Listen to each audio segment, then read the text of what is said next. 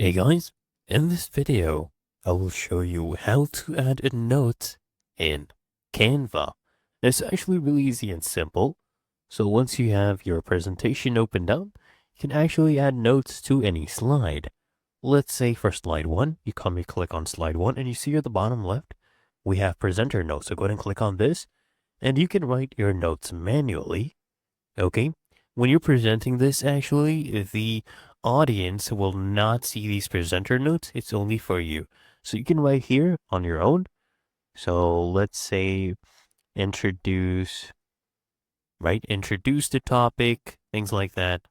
Or what you can do as well, you can use their AI feature to go ahead and rewrite things, shorten the notes, or even generate notes on its own.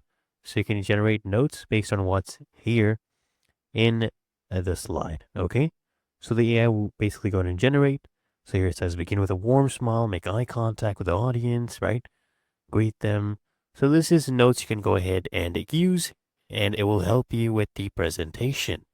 And it's really that easy and simple. You can follow the same process for the other slides. And there you go.